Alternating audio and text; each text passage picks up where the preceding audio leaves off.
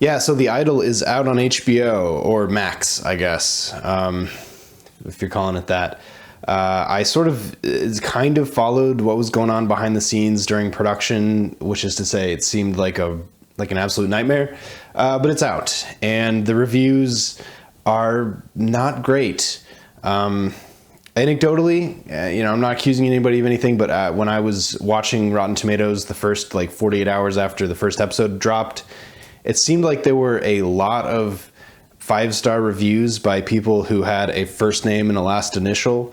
So I would never accuse anybody without evidence, but it sure felt like people paid for bot reviews. I don't know. It seems like an awful lot of reviews considering how few critics reviewed it. But the point is, it's not getting good reviews, audience or critically. And I don't know. I think the sentiment right now is it sits somewhere between boring and problematic. Having said that, I'm gonna take a real honest college try at trying to figure out what's going on with this show and try to see if there's a way to save it creatively. So if you want to follow along, I have a chart in front of me, and we're gonna do what I do with these things. So let me just walk you through the chart. In the purple is just the generic grading rubric that I've sort of pulled / copied / tattooed into my back of my eyelids of basically what makes a good script, what makes a good story, that kind of thing. Below that in blue, we're gonna do some character stuff. The two main characters in this story that are really the main characters are Jocelyn, played by what is her name? Something Depp, Johnny Depp's daughter. Lily Rose Depp, and then the other guy is Tedros, played by The Weeknd. So there's a bunch of characters in this story, but really it seems very much like those two are the main characters in this story. So we're going to do some main character work a little bit. If you go to the middle in green, we have, just generic things: theme, journey, ultimate failure, ultimate success. That'll be the last thing I work on because that'll be some sort of creative shot in the dark stuff.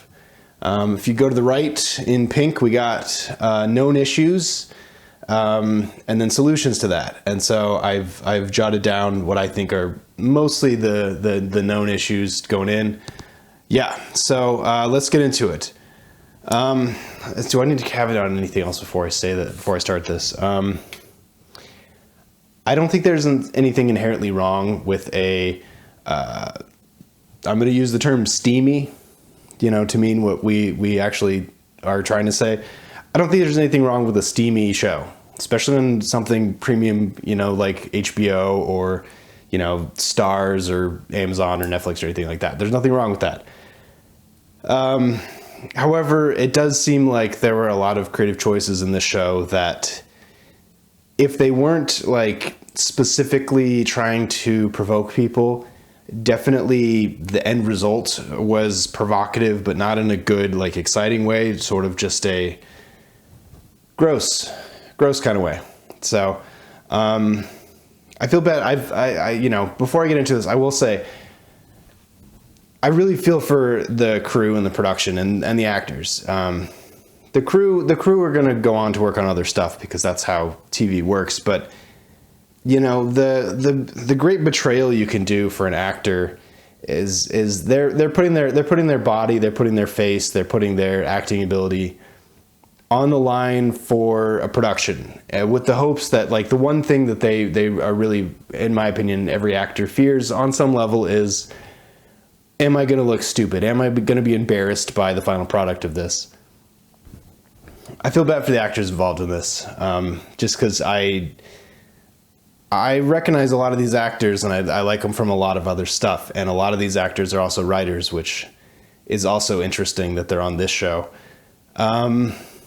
I don't know. Time will tell to see whether or not this kind of show will hurt actors' careers, but I'm not convinced any of the actors working on this show feel good about the end result. But you can blame a lot of things on a lot of people, but at the end of the day, if the story's not working, if the writing isn't carrying the show, isn't carrying the narrative, if the characters aren't round and complex enough to carry the show, then probably people are not going to want to continue to watch. In a worst case scenario, people are going to lash out and actually properly be upset with the show. So let's get into it. Let's talk about concept. It's a steamy, I think it's been billed as a satire. It's a steamy satire about a music producer and his questionable relationship with a starlet. Is the concept. So it's very Hollywoody. It's got some upstairs downstairs stuff. It's got pressure and power. Concept out of 5. My rubric is out of 5. Concept, I don't know. I don't think this show would have gotten made based on concept alone. I think the fact that it's the people that did Euphoria. I don't think for a second anything like this show would have gotten made if it wasn't the people that made Euphoria. So there's the fact that they're already working on HBO and the fact that it's an award-winning show. There's also some, on-set, behind-the-scenes stuff going on about Euphoria. So it's not a great look when similar things are being said on the follow-up set to that production. But yeah, I don't think this show would have gotten made just from some random writers. It got made because of the strength of Euphoria and possibly The Weeknd's involvement. So concept, I'm going to give it a 3, clearly these people know how to write because they were writing Euphoria and other stuff before then. But originality. Well, it's the brazen behind the scenes look at the world of Hollywood and what it means to be a star, that kind of thing. Is that original? I certainly don't think so. I guess it helps that it's Johnny Depp's kid because obviously Johnny Depp is certainly authority on what it means to be at the upper echelons of fame, but also we're not addressing Johnny Depp, we're addressing Johnny Depp's child. So originality. Again, I don't think this show was sold based on originality. I just don't. I'm going to give it I'll give it a 3. I was going to give it a 2, but I think that's unfair. Commercial viability. Well, once again, it's Euphoria. It's the people that did Euphoria, and it's The Weeknd. And so it's supposed to be a sort of a mashup, a coming together, a collaboration of ideally the best of what made Euphoria good with the best of what The Weeknd can bring to it. I guess as an actor, since they're really pushing him as an actor, but obviously as a musical, producer, musician, that whole thing. Commercial viability, solid. I'd say 4. I wouldn't say 5 because, if nothing else, it's called The Idol, and that's kind of a really forgettable name, and also I think it's going to be outsearched by the phrase American Idol every day of the week. Cinematic potential, it's a 5 because it's Euphoria. So cinematic potential, if it's going to carry anything over from Euphoria, it's going to be the fact that Euphoria is basically a new standard of cinematic storytelling in television. So quality of lead roles, which is going to obviously expand down to the Jocelyn and Tedros stuff later, but quality of lead roles, yeah, based on the 2 episodes that I saw, 3, charitable 3, honestly. It just, I'm already sort of implying one of the conclusions that I'm already drawing, which is the characterization is wanting. Emotional resonance. So what that means is, does the storytelling, does the character, does the journey, does the experience resonate emotionally with any person, not just a wealthy music producer who lives in Hollywood? 2. I'm giving it a 2. So I think that's a major failing in the show. Thematic resonance.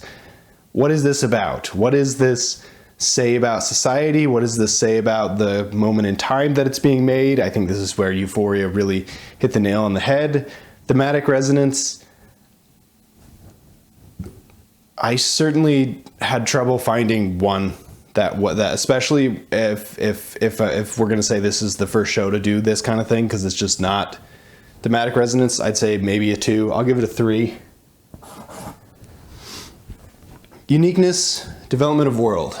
So it's about Hollywood, it's about music, it's about being a star.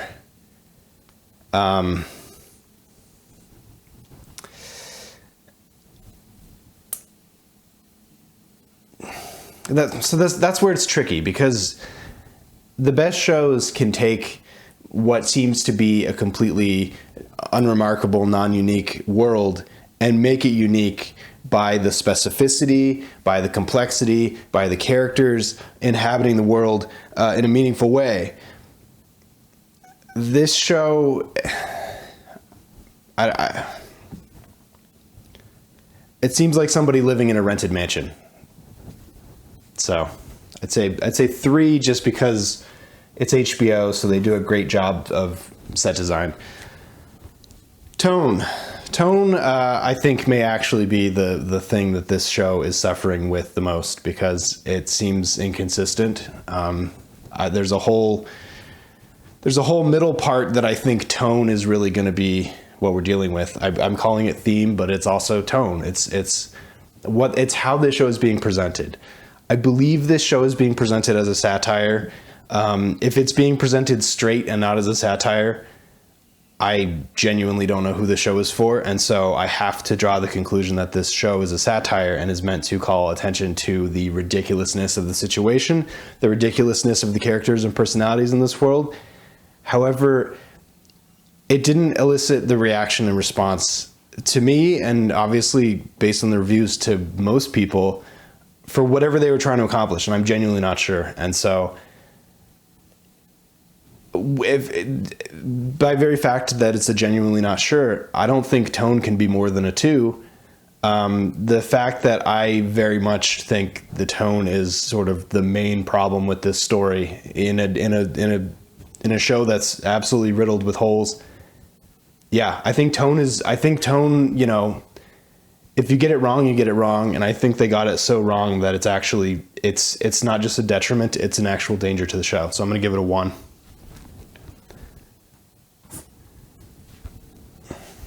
X Factor. So X Factor refers to stuff that can't be categorized, or, the something of the something. Yeah, it's solid. It's got Lily Rose Depp. It's got The Weeknd. The Weeknd is producing it. It's got a huge ensemble behind those two of established veteran, actors in the pop culture zeitgeist for sure. It's got produced music, although to be fair, in the first 2 episodes, they played that one song about 100 times. And if I hear it again, I'll know every single word to it, because that's how many times I played it. And, my own opinion, even for a pop song, it didn't seem nearly as good as it could have been. There's definitely other shows that are even on right now that have more fun songs in them that are original. But you can't deny the fact that it's Johnny Depp's kid, it's The Weeknd, and it's about some sort of upper echelon, Hollywood experience. And it's brought to you by the people that did Euphoria, who based on the fact that the show exists, are getting a free pass. So X Factor, it's a 5.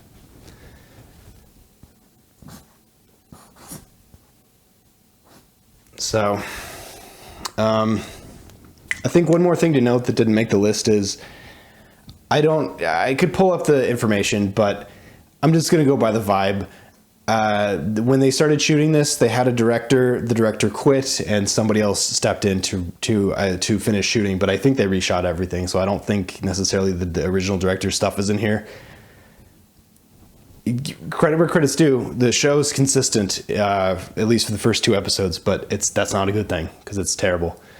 Anyway, let's look at this. Concept, middling. Originality, middling. Viability, okay. Cinematic potential, nailed it. Quality of lead roles, average at best. Emotional resonance, severely lacking. Thematic resonance, needs work. Uniqueness and development of world, needs work. Tone, an absolute disaster. And X Factor, they nailed it. So 1 being terrible, 5 being an HBO show, a good HBO show, a show that has the potential to be the show, this all should be 5s. And so they got a couple 5s on the board. I'll give them that. Anyway, let's go into main characters. So Jocelyn, played by Lily Rose Depp, is a God. What do we even know about her at this point? After 2 episodes, her dad is gone. I don't know if he's dead. Her mom is dead. That gets brought up over and over again in dialogue. Let me go ahead and let me tangent the dead mom thing right away, so I don't have to come back to it later. Show not tell. So, if somebody has a family member die or someone important in their life die in a story, I think of it as a bit of a cheat. But hey, let's be honest. It's the real world. People die. It's a thing that irrevocably affects people. I've had people die. Everybody else has had people die. Your experience of it is uniquely your own when it happens to you. It's hard to describe. It's certainly hard to put to screen, but the way this show did it was every time Jocelyn's character hesitates or doesn't do anything perfect or somehow fails in the smallest of ways, everybody in the background whispers, basically, give her a pass. Her mom is dead. Her mom has died. The implication being her mom may have been the stage parent or the mentor. I believe it's her mom's house. So maybe her mom was sort of a Judy Garland type. And Jocelyn is just the child of that, trying to recover from that. And the only other really thing we know is that she had to call off her tour 8 months ago because she had a mental breakdown that they're saying was not a mental breakdown, and it had to do with the fact that her mom just died. However, that's all described in dialogue. It's basically every time you talk about Jocelyn, you say, her mom died. Give her a pass. Her mom died. That's not storytelling. That's not. Even if you're going to argue that that's realistic, that's not the experience. That's not the experience of the character of Jocelyn. Even if you have people in your periphery going, your mom died, that's not her experience. Her experience is how she's feeling in the moment about her mom having died, how she's feeling in the moment about all these things that are connected to her mom being dead. So if we just keep hearing repeated over and over again in dialogue, her mom died, that doesn't carry the same narrative, emotional resonance, emotional weight as something like her actually experiencing a moment of, I can't do this without my mom, and here's why. Like literally experiencing it, showing, experiencing the emotions, which is what we were not getting. It was just vapid people around her referencing that her mom was dead. How that got all the way to production, I'm absolutely astonished, because it's bad writing. It just is. Show don't tell. Like, yeah. Anyway. Jocelyn, uniqueness. She's really set up to be a Britney Spears type, so much so as she's referenced as Britney Spears a few times. I'm not convinced we know enough about Jocelyn to actually refer to her as unique. We know she's wealthy. We know she was a pop star, maybe a child star. We know her mom was wealthy and it's her mom's house. And we know she's very, very famous. And we know she's coming back from having had a series of bad things happen to her. And this is sort of her relaunch. So we're sort of picking up in the story of sort of her not sure-footed relaunch. We have very little information about her interior life. I feel like we know more about her best friend than we do at her after the first 2 episodes. Is she unique? I don't know. She's even if you ignore the complete lack of sympatheticness about the character, because she's just sort of at best annoying and at worst she's just kind of there. Is she unique? Maybe I missed it. So I'm gonna give it a 2.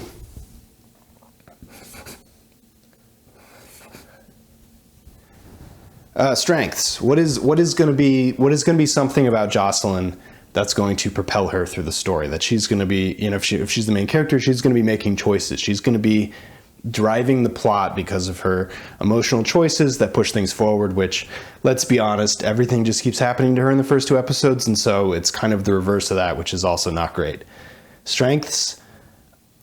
I have no idea. Everybody keeps saying she's a good singer, but she's sort of like starts singing and then we cut away. So I'm not even sure that we've seen that. She has money, except everybody says she's running out of money and that they're fronting her, so she doesn't have money. I don't know what her strength is. She's hot. Like, everybody goes out of their way to refer to how hot she is, which is, okay. I don't, it's not me and mine, but I guess in some circles that's important to establish when somebody's hot. Strengths. People like her, I guess, or people want to be around her. But again, if this is a satire, it's vapid, horrible people being around her for personal reasons. Strengths, again, 2 out of 5 at best. Weaknesses. Well, see, here's the thing. Everybody loves a redemption tale. Everybody loves, the weak person rising up and becoming, in this case, a star.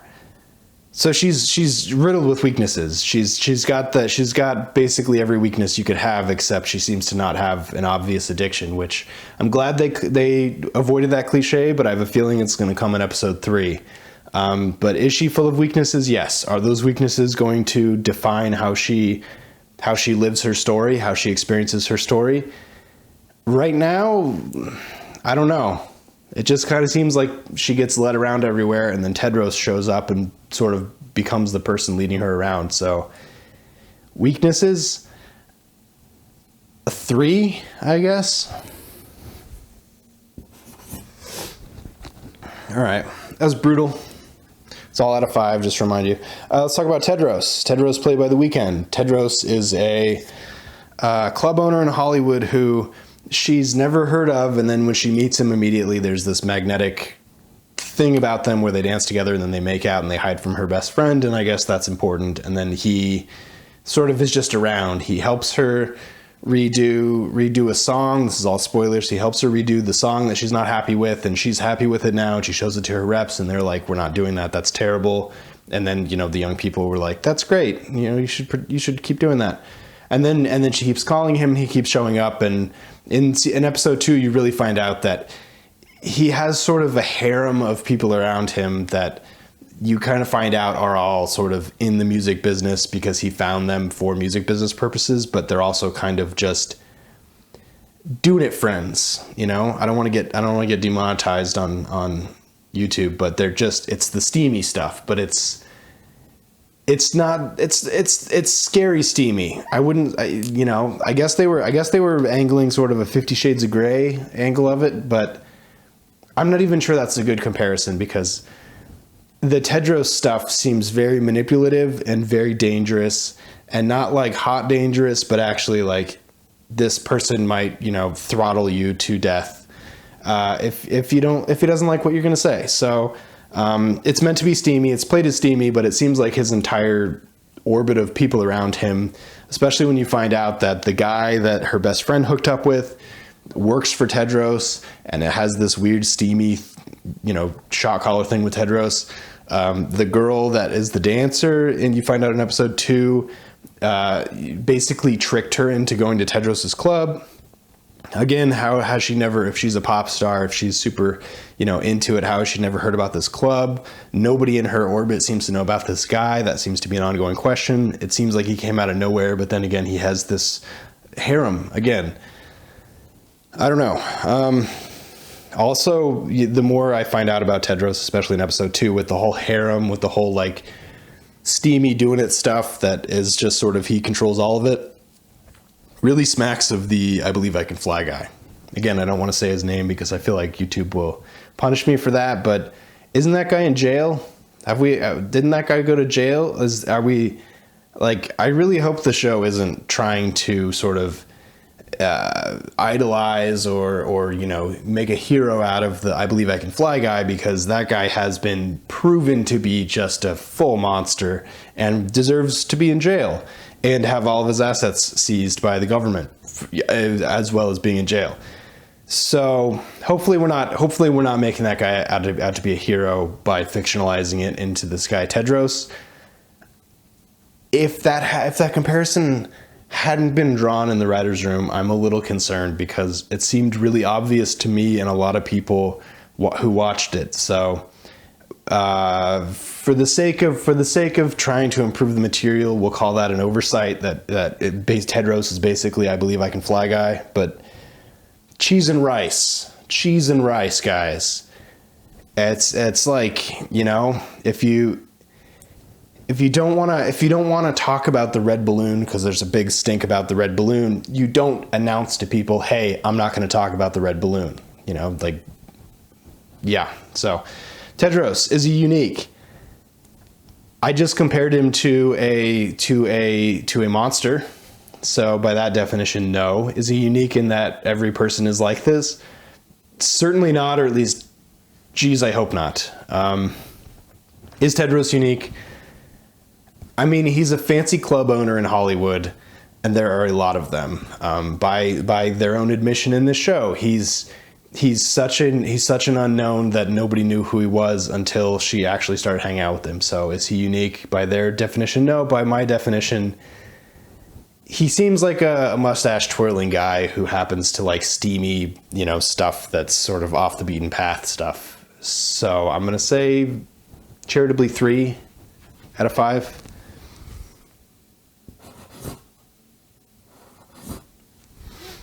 Strengths.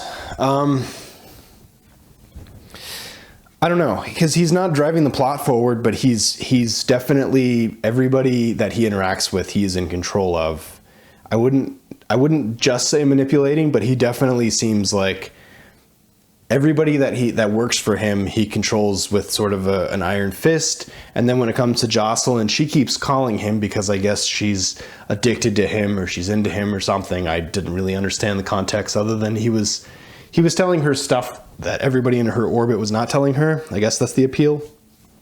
But is that a strength? I don't know. Is he meant to be sort of in shadow? Is he meant to be not well understood for the entire story? I don't know. That's one of the weird things about this show is I don't feel like we get close enough to Jocelyn's point of view, to Jocelyn's head, to really have a good understanding of Jocelyn. Consequently, I feel like we learn a lot about Tedros by just her calling Tedros and seeing where he is in his harem when she calls him, but then that never gets addressed.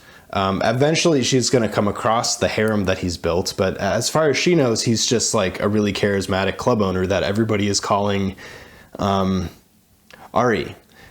I won't say the word, but R word. Yeah, multiple people in the second episode that are in her orbit that are women. I don't know if any of them said it to her directly, but they referred to him as R-wordy. Multiple people called him R-wordy. To be a person going through the world and having people call you that, that's rough. To hang a main character on a show be about that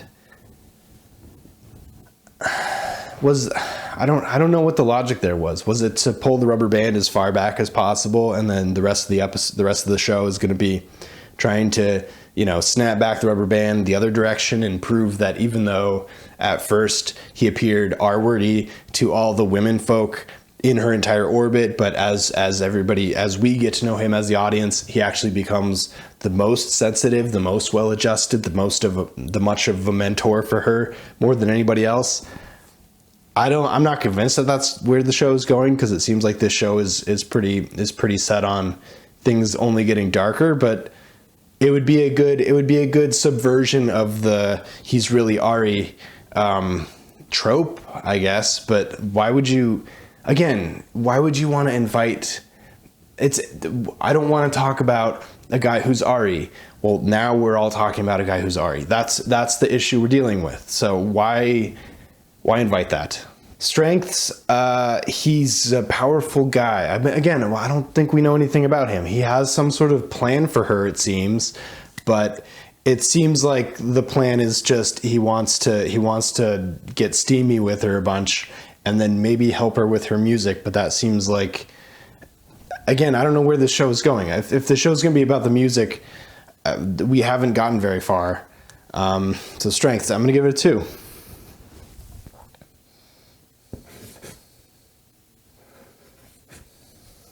All right, weaknesses. Again, I don't know what his weaknesses are because I don't know anything about this guy other than the fact that he has a lot of cronies, I guess. He seems kind of like a cult leader kind of guy, and everybody in Jocelyn's orbit gets a bad vibe from him. That's the only thing we know.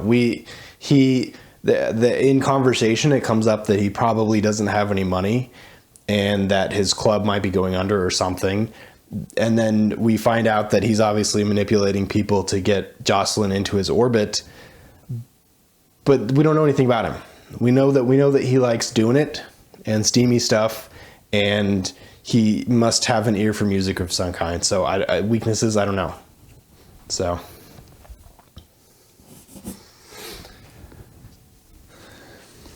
yeah, so I'm trying not to get frustrated. I'm still having flashbacks to when I watched it, and I'll be honest with you, I didn't enjoy it. But again, this kind of work is, you don't have to enjoy something to know how to do this. This is obviously just, sort of molding the Play-Doh, as you were. So let's go over to the right. Let's talk about known issues. Satire. Well, here's the deal. If it's a satire, which I believe it calls itself a satire, let me look. I don't know. At least according to IMDb, it's not a satire, or at least it wasn't mentioned to be a satire. So I don't know. Here's the deal. If it's a satire, satires are meant to poke fun at or call attention to the ridiculousness of a situation and or people in a situation. But it's usually meant to be played for laughs because the audience is in on the joke. The audience understands that this is a joke because it's too ridiculous to be taken seriously, even if it is real. That's the idea behind like political satire is what is presented is reasonably expected to be real, but it's so far away from the normal experience that's what makes it silly. That's what makes it funny. That's what makes it interesting. Is it's such a perversion or a deviation from what should be. That's kind of the idea behind a satire.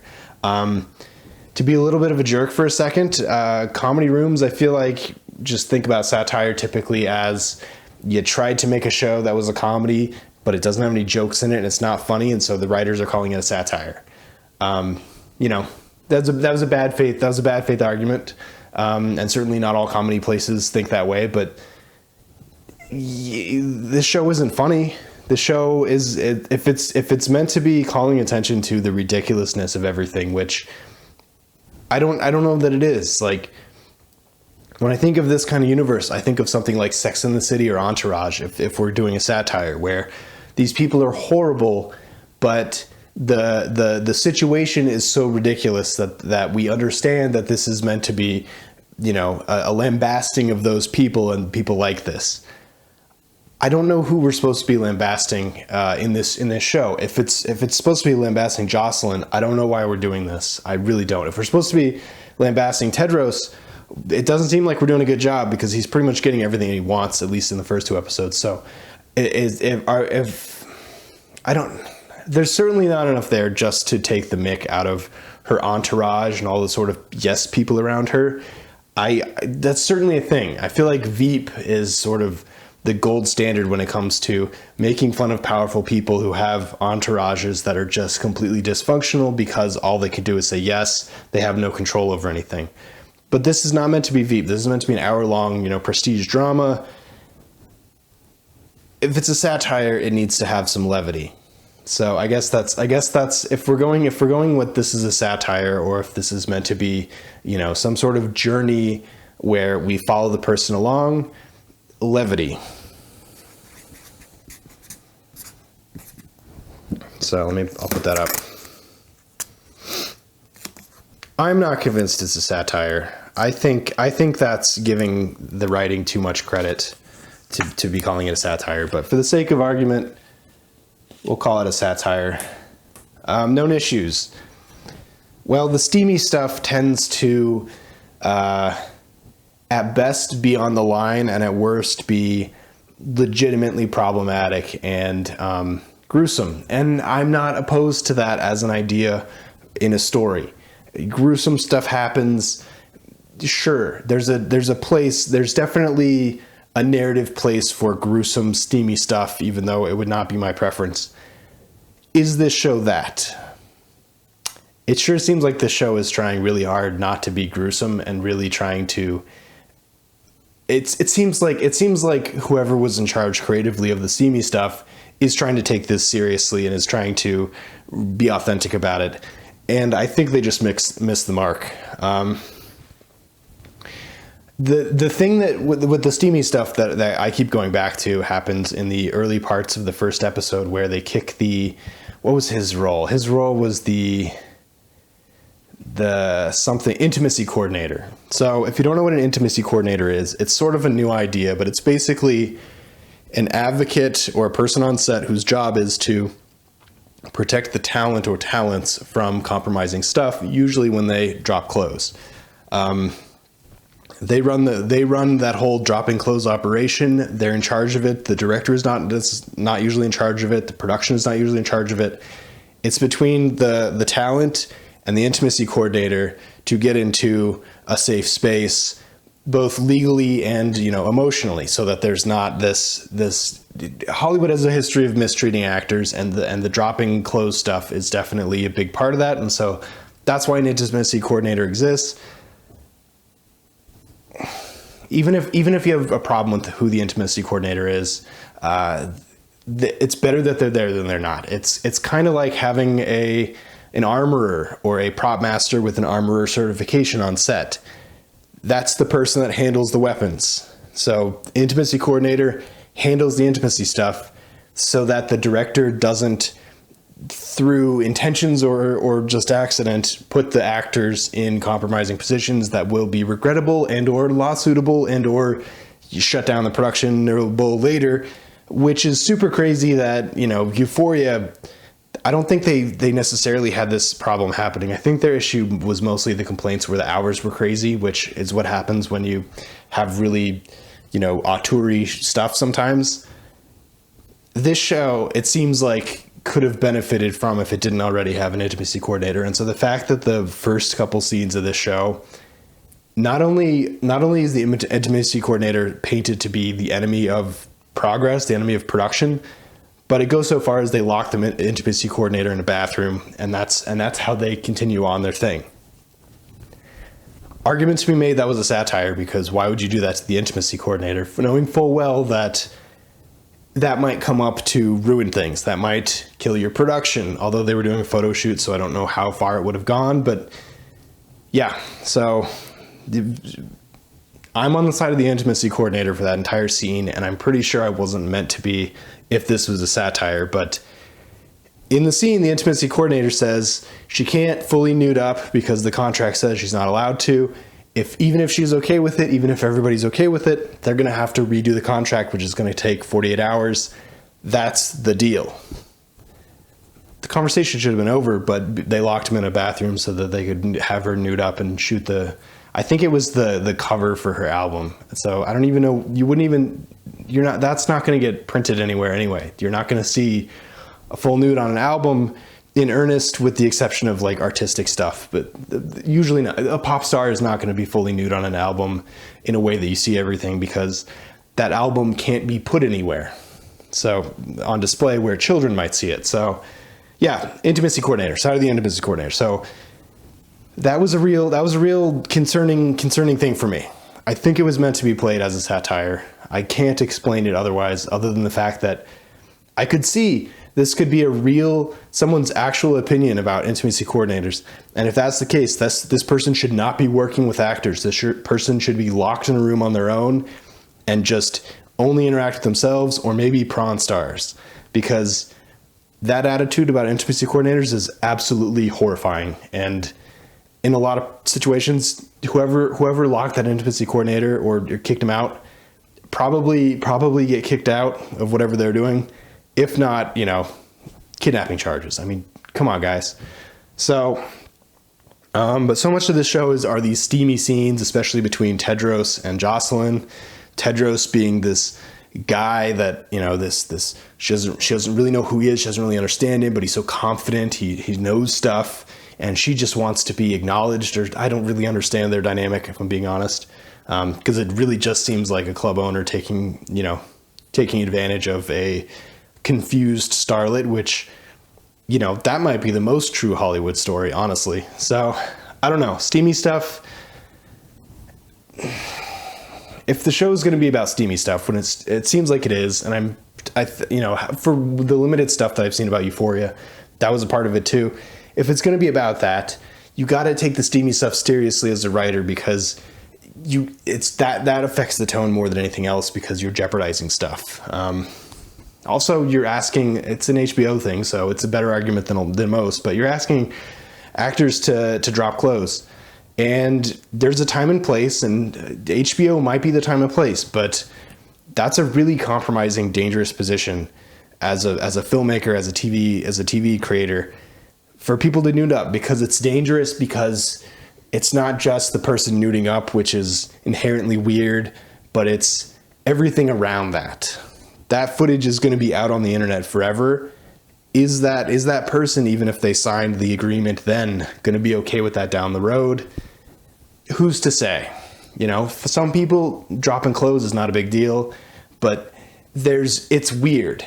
It's weird, and it's not like this in every country. Australia, Big Brother, they people are taking showers all the time. I'm just saying, in the production that they were in, the fact that Jocelyn's character, Lily Rose Depp, had dropped clothes all over the first 2 episodes, it seems like it's going to be a hallmark of the show. Let's hope she was undeniably comfortable and safe for the whole thing, because if not, you're asking for trouble. So, steamy stuff, I don't know, do better. I'm not a steamy stuff expert. From the 10 seconds I've watched of 50 Shades of Grey, the writing was the weakest part of that. So I don't know of an example of a steamy show or movie that also has good writing.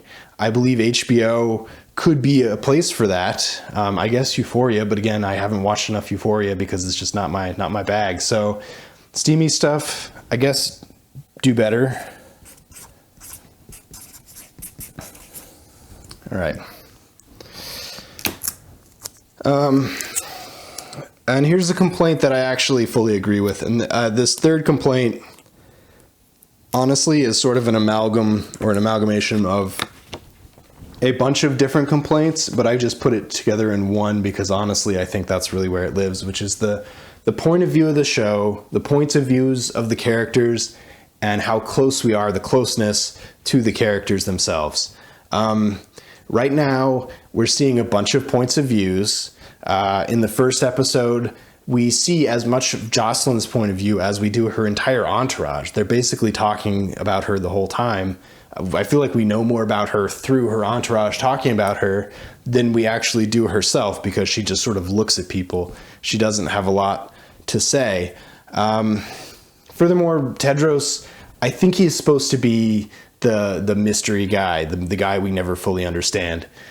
And to that, they're nailing it, because I know nothing about Tedros, and there's a bunch of rumors about him in the show, and nothing he has done in context with her or out of context with his own people has given me any information about who he is, other than when the women keep referring to him as R-wordy. I agree. He's given off a real creepy vibe, like real creepy, like get that person out of that situation, creepy.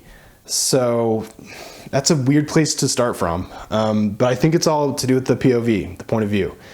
We're not close to anybody. In an ensemble, that almost makes sense, because the ensemble, the story is sort of built through the different characters interacting, and you're sort of some sort of floating point of view where you see characters interact and then they leave, and you see another pair of characters interact and they leave, and you're building the story as an audience member through these groupings of characters as you go. And sometimes there's a narration. I point to Arrested Development as having a really intense narration, because otherwise that show wouldn't make any sense at all. It was by design. So an ensemble, yes, you can have distance from characters. That actually works better. And honestly, the further you pull out on comedies, it works better, because comedy isn't told in the close. Comedy is told in the wide. It's told in the body language. It's told in the positioning. Emotions are told up here. That's what close-ups are for. But comedy, with exception, exists in the wide. That's why I would not call Euphoria a comedy. I would call it a prestige drama for that specific reason. It's a beautiful looking show, though. Anyway, I think most of the problems we have, specifically with Jocelyn's character, because I don't think Tedros's character is worth knowing more about unless it sort of is able to turn the corner on the R-wordy stuff, which it doesn't seem like the show is interested in doing. It just seems like he's set up to be called the R-wordy guy. That's just who he is. But Jocelyn, if we knew more about Jocelyn, if we had a better understanding of Jocelyn, if we understood Jocelyn's mindset instead of just having people say, well, her mom died, then I think we have a real opportunity for a story here, because Jocelyn has wants, she has needs, she has the capacity to be driven, although she is clearly not yet. But all we're getting is sort of, it's almost a documentary feel. We're not getting anybody's straight opinion on anything, because Jocelyn basically, doesn't say anything to anybody except for maybe Tedros, who at best is being being evasive, at worst is just straight up lying to everybody.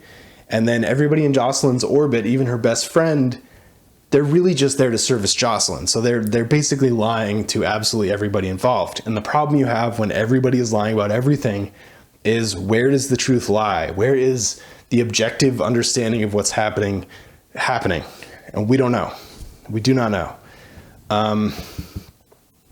So, which I think is it's a good affect. It's a good way to introduce the chaos of something like a Britney Spears type situation. I will give them credit for that. The chaos, the hard to understand stuff, the fact that you basically can't trust anybody in your posse to give it to you straight, that's real. That's a real thing. However, we still have nothing to hold on to. So even if you want to keep Jocelyn at the distance that she's at, if you want to keep the entourage, talking about her, sort of giving in a play, it'd be like the crowd or the chorus or the choir, throwing in extra information for you to learn about.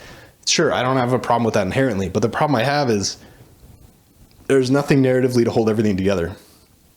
There's not enough of the chorus to give us an actual objective story, and I think that's because they're all lying constantly, because they're all having to show the face that's in the context of what they're doing. In the first episode, the Vanity Fair, I believe, was the writer. The Vanity Fair writer was hanging out, so they couldn't be completely candid because the Vanity Fair person was there. In the second episode, she was on her music video set, and so you had to be really careful about what you said, especially around Jocelyn, because you don't want to trigger her and mess up her music video set. Ultimately, it got messed up anyway. That was the whole thing. But, especially on set, and this is actually real, so credit to them. On set, you don't want to mess with the actors. You don't want to mess with the talent, because they have a job to do and the pressure is on them.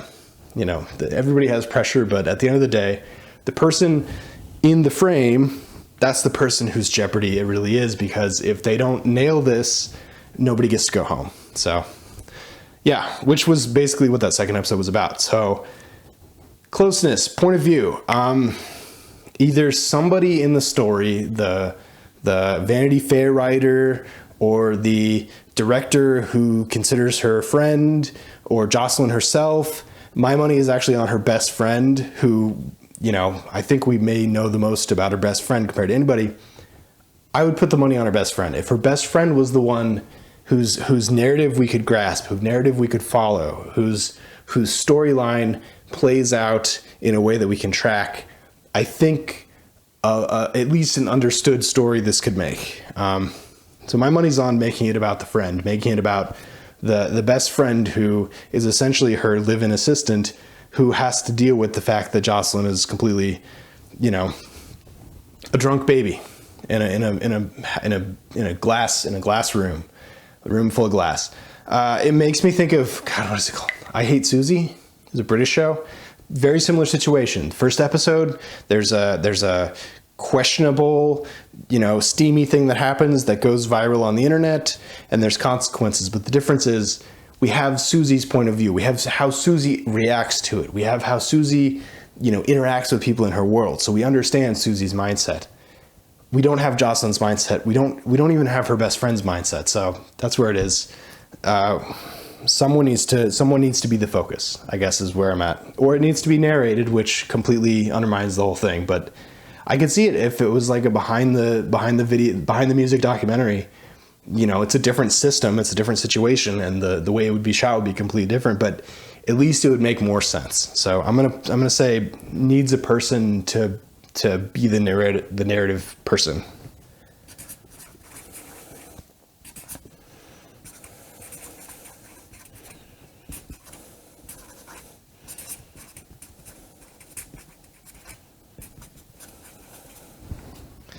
All right.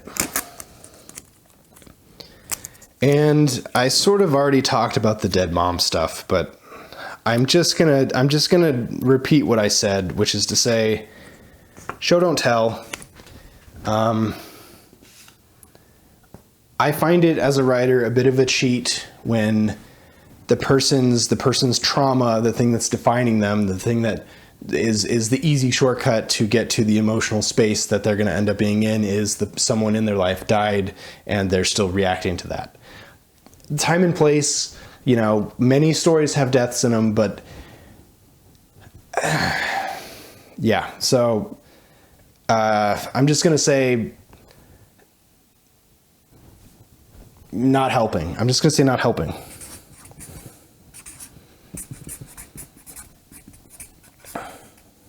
You know, I don't know how else to say it. There's, you know, the whole point of writing is to make anything, whatever it's about, that's the most important thing. And that comes with context, and that comes with the character emotionally reacting to the thing, to having the thing go on. So if this show had her, you know, having flashbacks to her dead mom, which seems very CW-y, or if she's constantly being, you know, reminded of her dead mom, it makes me think of The Great and the fact that in the third season, Peter is constantly being haunted literally by his dad. His dad is following him around, criticizing him. Dad. But if you're just saying it in dialogue, the reason she's so weird right now is because it's her dead mom.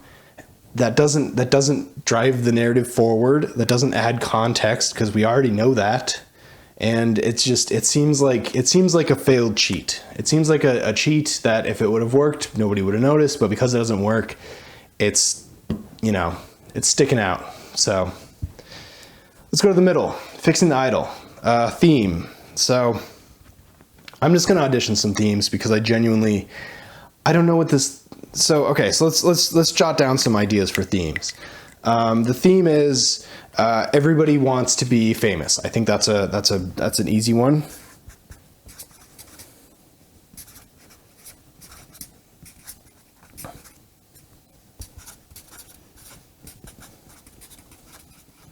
And the easy solution to everybody wants to be famous is, if you're actually famous, if you actually experience what famous people are experiencing, it's hard, it's tough, it sucks. This was when I did the Harry and Meghan chart. This was one of the big stumbling blocks, because it's hard to sympathize with somebody with a lot of money, a lot of fame, and a lot of attention. If you have a personal chef who's, you know, annoyed with you because you're not eating your meal that he prepared you, that's not as sympathetic as someone trying to figure out how to afford dinner that night. Yeah. So, you know, the fame is a cruel mistress, you know, power corrupts, absolute power corrupts absolutely, that whole thing. So that's one of them. Everybody wants to be famous. I'll put that on there. I don't know if I want to really go down that rabbit hole, because I think it's too easy, but maybe that was their plan, is maybe the filmmakers, maybe the Euphoria people and The Weeknd really wanted to let everybody know that being famous is hard. Given the fact that Euphoria took such a mundane thing that is high school and made the high school is hard work for them, you know, a pretty mundane, a pretty well-trod path, made it work for them. Maybe they were trying to do that too with the everybody wants to be famous thing. I honestly don't know. It's hard for me to sympathize. You know, when you're super hot, when you're super famous, when you live in a mansion, your depression means less to me. I'm not a psychologist. I'm not a doctor, so it's not really on me. I know that's a gross thing to say, but I see suffering in my own life all the time, and I'd rather that be addressed than somebody having trouble, living in their mansion. So, anyway, other themes. I think one of the good themes could be, and maybe that's what they're going for. Through this corrupted way, you can make beautiful art. Through perversion, you can make great art. So, the struggle, the dark struggle to make great art. In the case of this, the music. So.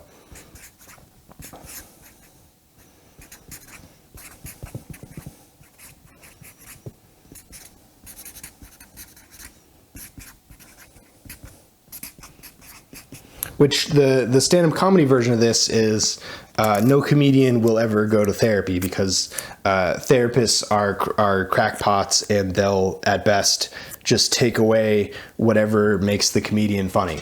That's a cliche. It's a cliche for a reason.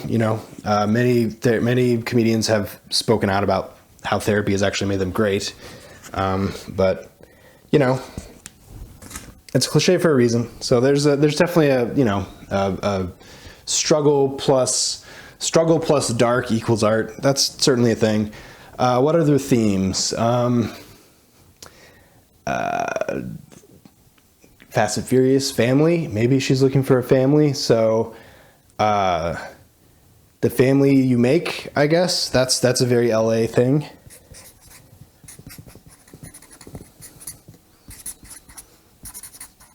And in her case, it's her entourage plus this guy Tedros that everybody thinks is R-wordy. So he's part of her family that she makes. And even though everybody's opposed to it, they have, an epic dynamic that she sees for what it is, even if her team doesn't. I feel like there's a strong argument to be made that they were trying to do that. What other themes?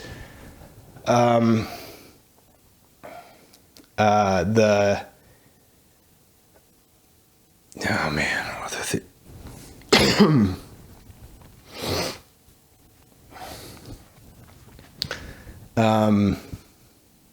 God, what other thing? So it's about music. It's about, being an artist versus being like a sellout pop star. It's about people, not being able to tell you the truth in your life. The loneliness, I guess. That seems pretty abstract, but I'm gonna put it up there. I'm sure there's better ones. If I really sat down and really thought about this show, I bet there could be a really great theme, because this show has a lot going on. But I think it's totally fair that the four themes that are on here are: everybody wants to be famous, but at what cost, obviously. The dark struggle to make great art is another theme. The family you make, which is basically the premise of every TV show ever. And loneliness. Okay, so let's talk about everybody wants to be famous.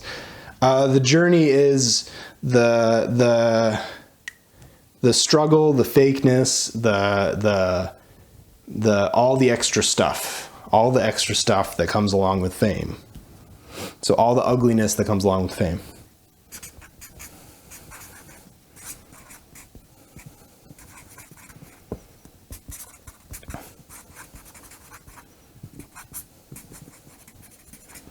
Sure. Sure. Let's keep jumping around. The dark struggle to make art. What would the journey be? It would be you have to go into the grinder. You have to go into the Hurt Locker and rummage around. Isn't that what they say? Isn't that what they said on Peep Show? So, the dark struggle to make art. The journey is you gotta go into the darkness. You gotta go through the darkness.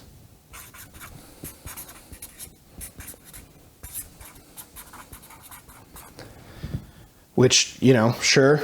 And I think that's very true for all of it, unless you're the guy who made that drumming movie, who seems to not understand that, but that's fine. He had success in his late 20s, and he's winning Oscars, so who am I to judge? But for most people, the struggle to make art is dark, and you have to get through the darkness, that whole thing. You have to struggle, you have to fail, you have to, break friendships and break relationships and all these kind of horrible things. That is the sacrifice, and hopefully it's worth it on the other side. That's the appeal. The family you make. The journey is, relying on these people, accepting these people, living with these people, finding the right people. Part of making your family is finding the right people. One thing my dad said a long time ago to me that really stuck with me is the only person you pick that's your family is your wife. But the problem is you're not just marrying your wife, you're marrying all the people she's related to. So I thought that was really interesting, that the only person you can really pick for your family is your wife. But in the case of, the bohemian artist thing, the people you're hanging out with are your family. That's what it is. So, learning to live with your family, I guess.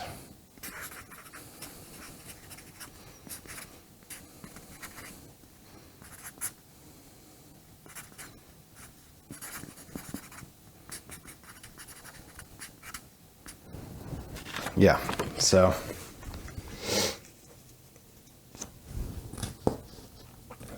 In the journey of loneliness, I don't know that there's much there. That doesn't seem like it's going to get mined very efficiently, because loneliness is sort of an interior thing, and stories are about exterior things, are about characters having emotional reactions, driving the plot forward. But if the character's entire story is interior, is just emotions, and there's nothing actually taking place, maybe it works as a novel. I'm not convinced it works as a motion picture, because half of the motion picture is the picture, the other half is the sound. So loneliness, I don't know. That's tough. I don't know what the journey for loneliness would look like. I'm sure there are some absolutely fantastic auteurs out there who can have a really nuanced, really well understood take on loneliness and make that a show. I'm not sure that this show is that show. It just doesn't seem like it to me. So, all right, let's go back to everybody wants to be famous. The journey is all the ugliness that comes with fame. What's the ultimate failure? You lose your fame, obviously. You lose money, you lose power, but at the end of the day, you lose the fame. You're out of the spotlight. Which I thought everybody hates. I don't even know what it's called now. I hate Susie. Yeah, I hate Susie. That was such a great. She was always on the edge of becoming irrelevant, and at first she really liked it, and then she really hated it. It was a really interesting. I recommend on I Hate Susie. It's on HBO.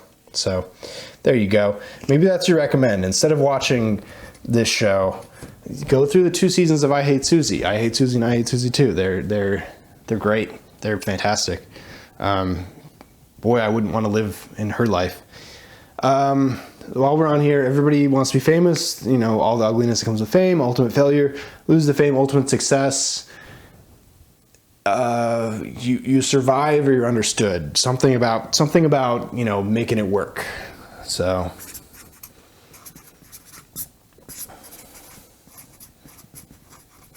/ don't need it anymore, maybe. There's a few ways you could go.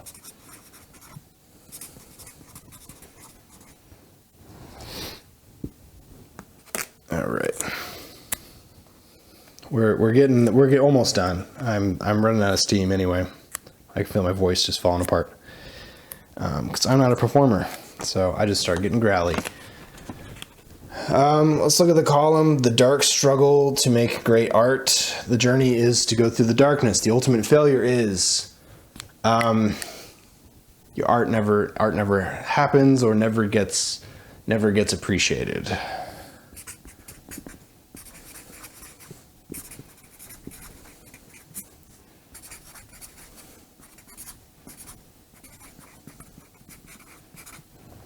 Which I guess could also mean quit. but you could also argue on the other side of that maybe the ultimate success is to quit. So that's one of, it's one of those abstractions that both sides you could say the same thing about. So dark struggle to make great art, ultimate failure never happens, ultimate success, it gets appreciated.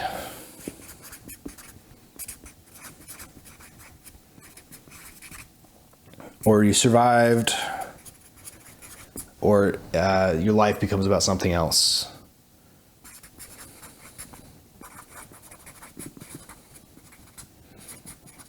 A lot of people that I was in my 20s with that were pursuing artistic stuff in their 30s got married and had kids, and it became about the kids.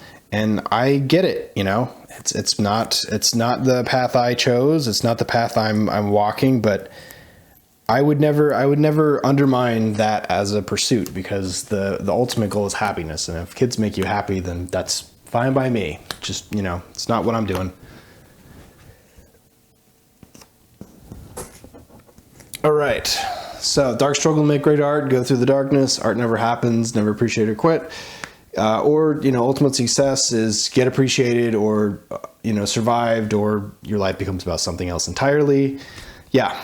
So, let's talk about the family you make as a theme. The journey is learning to live with the family, or to pick a family. The ultimate failure is, family implodes, or you end up alone,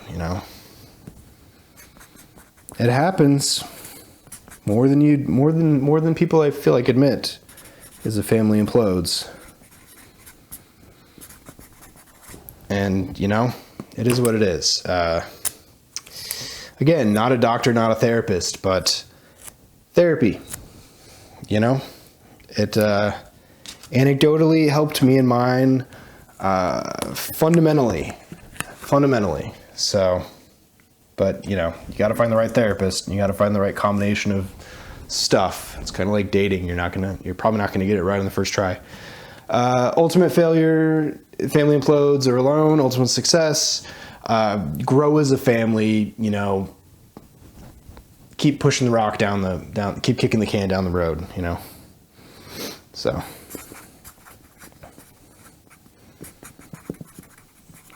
Maybe harmony. I don't know if any family is harmonious, but, girl can dream. It'd be nice if I lived in if my situation was harmonious, but, that doesn't seem to be my situation, or most people I interact with. But there you go. So the family you make, the journey is learning to live with a family, or pick a family. Ultimate failure, the family implodes, or you're alone. Ultimate success, grow as a family, or harmony as a family. Family. Vin Diesel said it best when I think he said, family. I can't even. I'm not a performer. Loneliness theme. Journey, it's going to be tough. Ultimate failure, I don't know. Self-deletion, I'm not even going to entertain that. Ultimate success, not alone, obviously. So that's probably too abstract and would need a lot of reworking for that to even be considered. Are there any more themes for the idol that really are reasonably there? Maybe like the music justifies the struggle, but that really is the struggle of art. What else? The doing it is so good that everything else is justified. Boy, I hope that's not the message, because there's like a social cliche that the less balanced people tend to be the most fun, steamy wise. Yeah, those maybe that's true, but those mornings after and the following days when you're still interacting with that less balanced person is going to be, it will cause a person to question whether it's worth it. I would say as an adult who's gone through therapy, steamy stuff is not outweighed by just being able to be around other people. It just isn't. Let me see if I can put on any obstacles here. Cause I don't know if there's any other themes. The steamy stuff, maybe the Where are they going for the Breaking Bad of it all? Is Tedros supposed to be like Walter White, where he starts as a good guy, even though he's been referred to as an Ari vibe guy, and then he just keeps getting more and more insidious and evil? I don't know. I don't know. I'm running out of ideas. I would hope that at least the 4 themes or the 3 themes I put up here, the writer's room at least had a conversation about. I don't see how they couldn't have, but the fact that that the result of what they have, I came up with 3.5 basically in real time, and they seem to have more anchors and more of a narrative thrust than what the show is thus far. So I'd be curious to see who's writing the show, and I'd be curious to see who's editing the footage. Maybe it's too many cooks in the kitchen, honestly. There's studio meddling is a thing. I feel like if any place doesn't do studio meddling, it's HBO, considering Game of Thrones and, Euphoria, a word I can't remember. So maybe studio meddling is off the table. So maybe somebody else is meddling. Somebody unexperienced and over their head could be the same thing. I'm not convinced The Weeknd has any TV or film production experience. Maybe he was given too much authority and he was just making choices without listening to people with more experience. The worst thing you can do for something so complicated like a film or television show is to not listen to someone that has more experience. That doesn't mean you have to agree with them and take their advice, but boy, in every film shoot I've ever been on, ever, no matter if I was the PA or if I was the director, if somebody with more experience came up to me and said something to me, I would listen to what they had to say, because nobody has it complete. Scorsese does not have it completely figured out. Seth Rogen admits that it's 50% muscle memory, 50% just luck. And hopefully you got what you needed for the edit. So anyway, obstacles. I don't know. I'm not even sure I want to do obstacles for this stuff, because obviously the obstacles for Everybody Wants to Be Famous it's the push and pull of becoming more famous or less famous or being usurped by somebody. It's strongly implied in this show that dancer girl might usurp her friend who basically got her involved. Also, I thought that was kind of messy writing, that her Asian friend who's a dancer is her friend and convinces her to go to this club, and you figure out in the second episode that was a trick to get Tedros introduced to her. But also she gets recruited by the other camp, by the record label, to maybe cut a record and replace Jocelyn. So she's got her fingers in both pies. She's a crony for Tedros, but through just being in the mix is also getting recruited by the record label person. That seems like too much of a coincidence, especially early on. I could see that if she was around the record label person more, maybe just based on the fact that maybe this girl is a star, that storyline could happen. But the way it played out in 2 episodes, sloppy, because it feels too convenient. It feels too easy.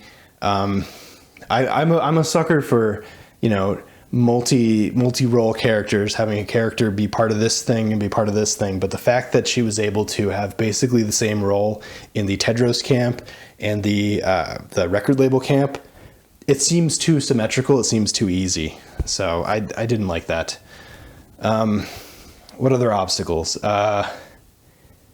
There's always going to be the wealthy person who writes the checks that's going to have an opinion. That's just the nature of expensive stuff. It's again, studio meddling in the case of film and television, but there's that's an obstacle for Everybody Wants to Be Famous.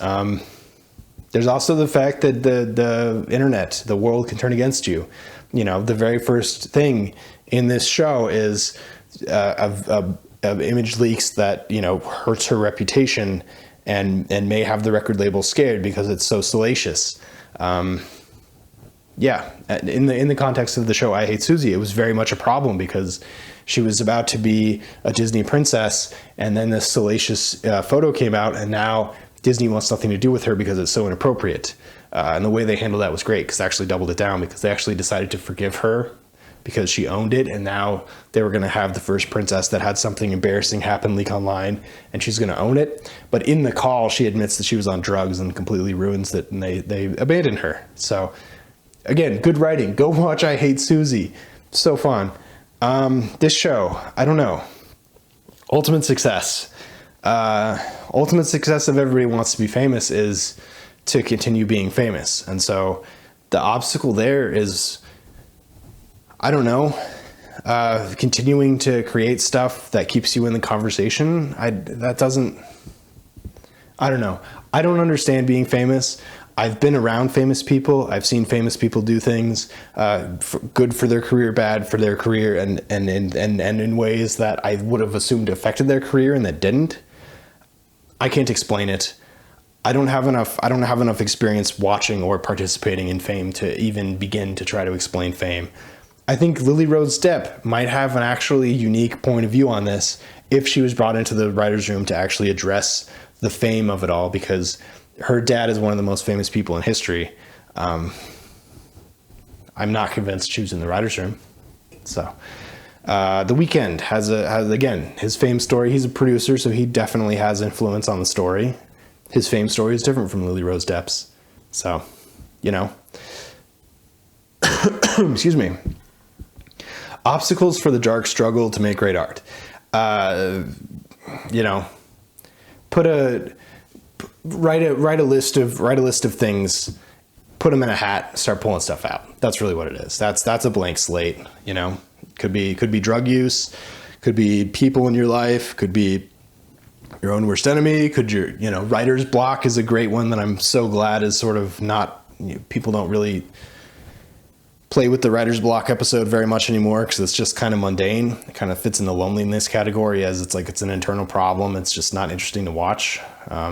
Friends from college did an episode about that, and I was like, that's the best you could do. Like, it wasn't good, but it's the best you can do, given the fact that writer's block is half the people don't even think it exists. It exists, but it's like depression. Like, it sucks to experience, and the only way out of it is to end up out of it.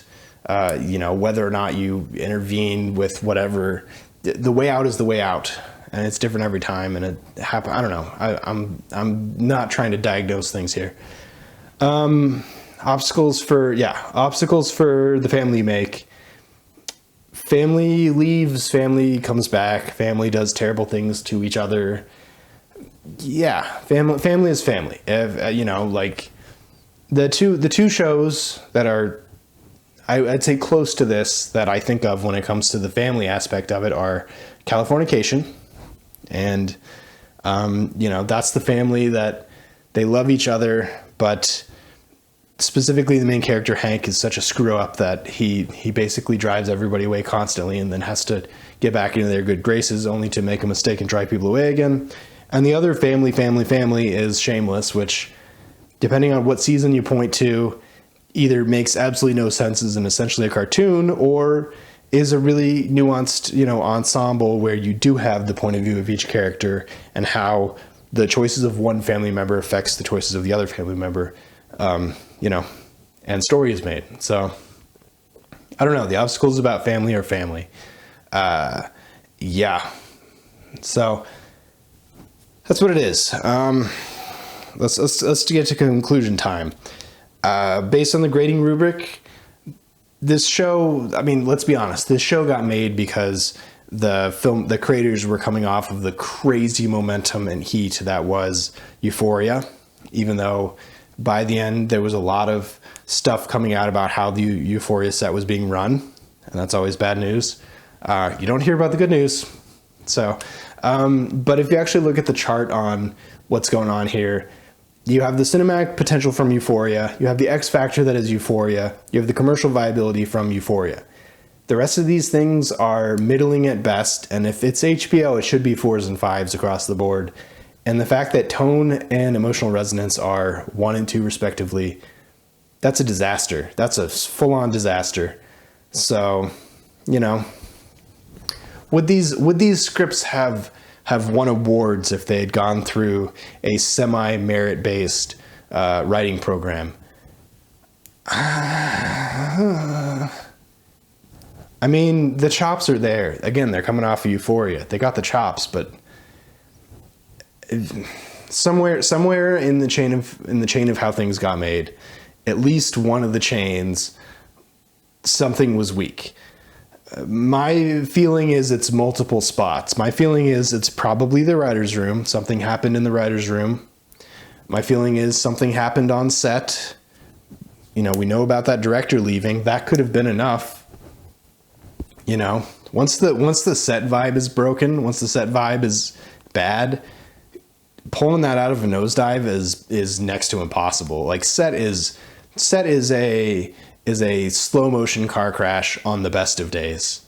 So, you know, the fact that people were publicly leaving set and then talking about set, yeah, I don't envy anybody involved.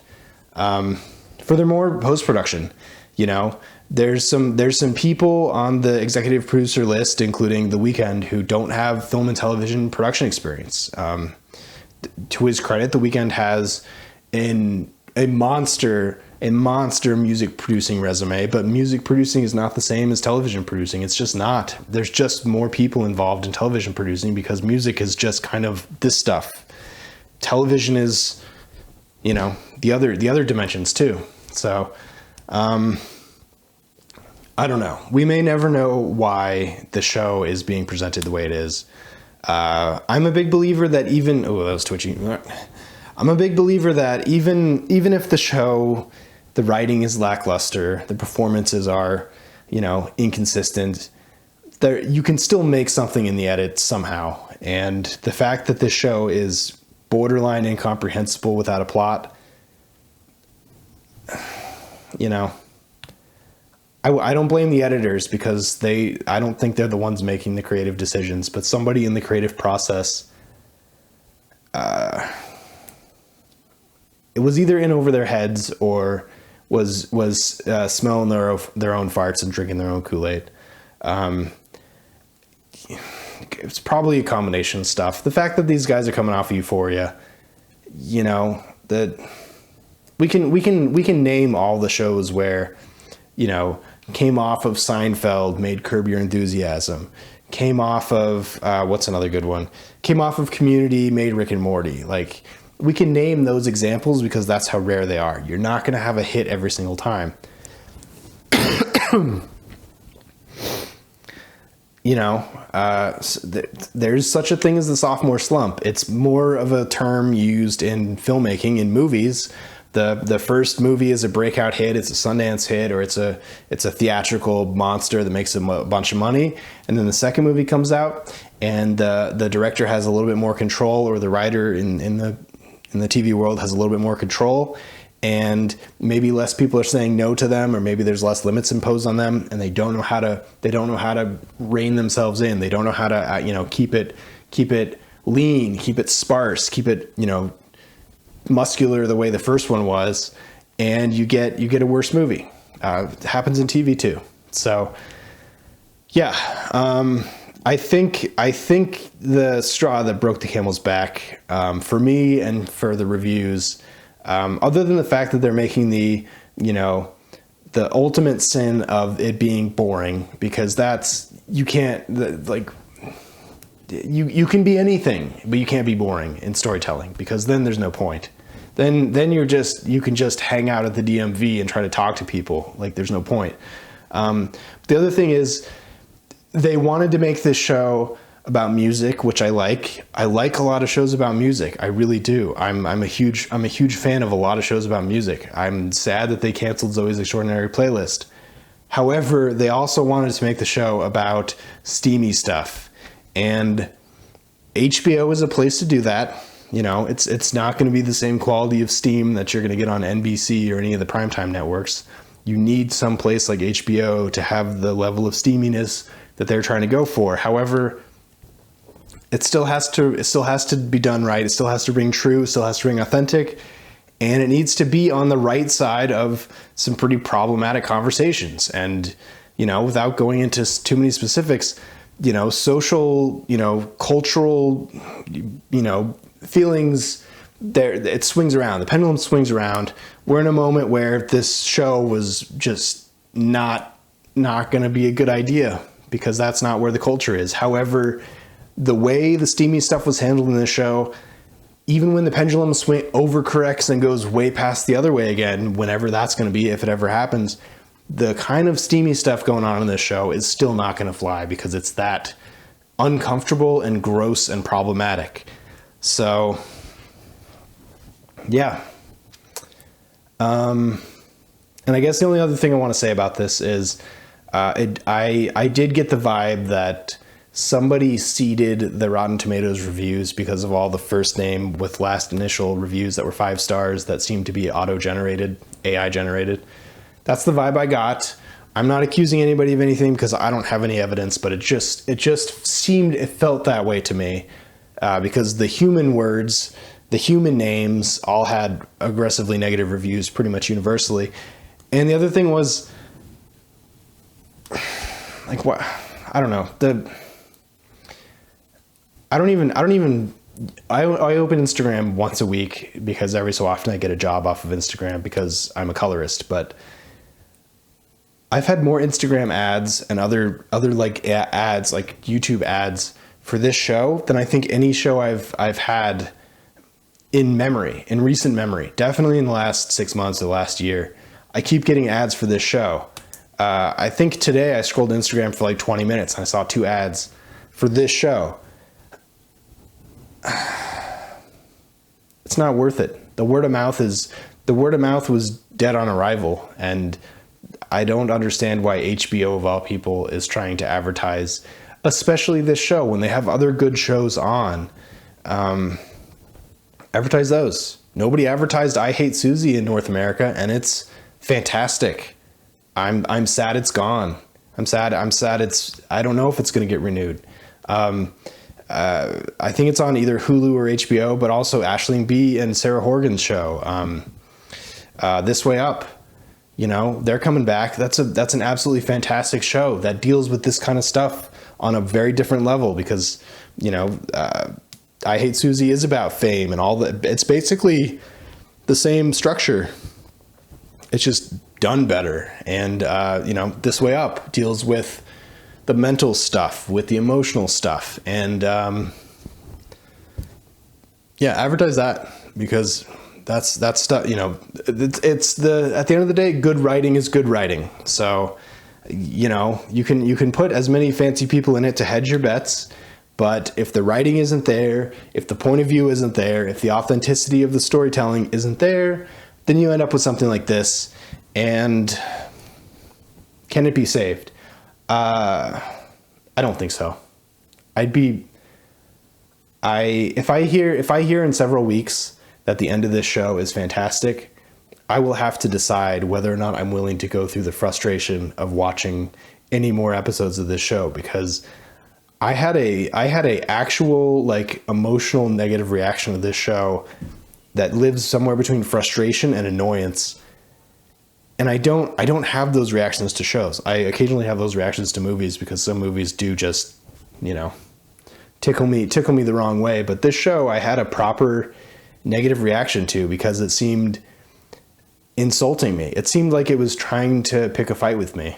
And you know, it's HBO. Like, I paid the ticket to take the ride, but I'm not staying on.